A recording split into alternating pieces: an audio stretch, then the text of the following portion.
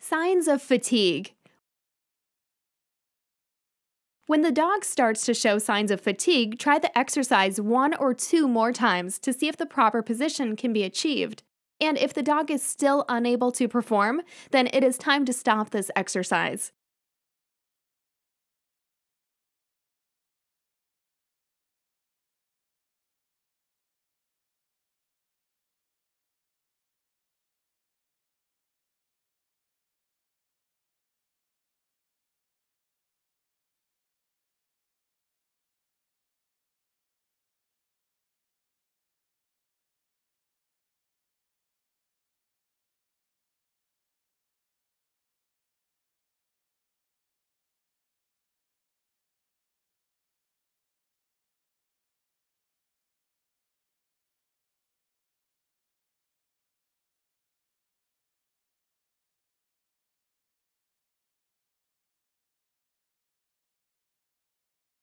Sustained stand on the peanut.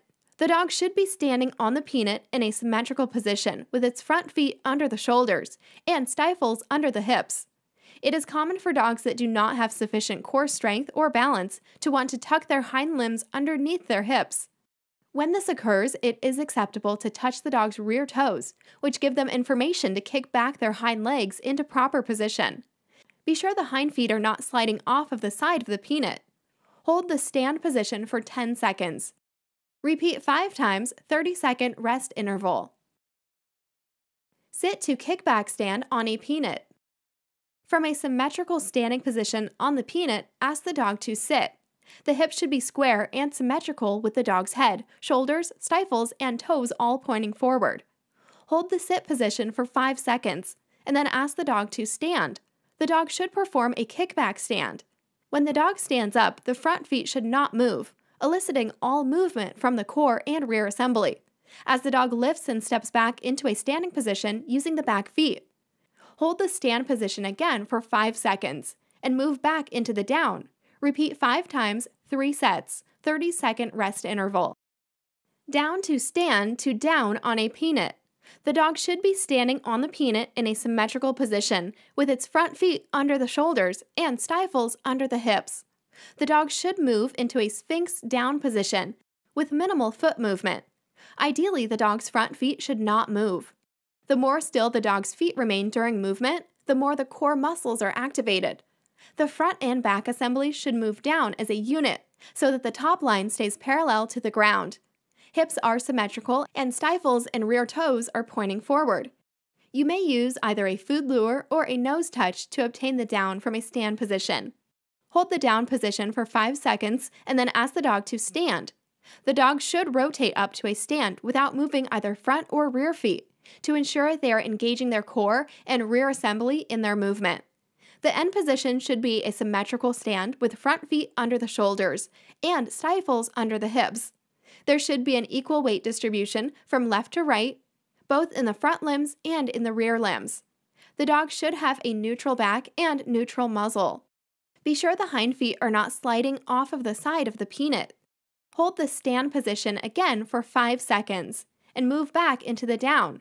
Repeat 5 times, 3 sets, 30-second rest interval. Roll peanut forward with front feet up on peanut. The goal of this exercise is for the dog to be able to roll the peanut forward 8 to 10 feet in a straight line. This exercise promotes rear end awareness and coordination, strengthens hip flexors, hind limb, and shoulder muscles as well as the core. When choosing a peanut for this exercise, the ball should be between elbow and shoulder height. The higher the ball, the more difficult the exercise, as the dog has to shift more weight to the rear assembly.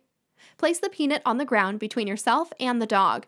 Invite the dog to place its front feet onto the peanut and encourage the dog to walk forward as you take a small step backward. Control the speed at which the ball moves by bracing the peanut with your feet. If you are using treats, keep the dog's muzzle neutral, or you will shift more weight to the rear assembly. Also, keep the dog's muzzle and chest over the center of the peanut to encourage the dog to stand up on its feet.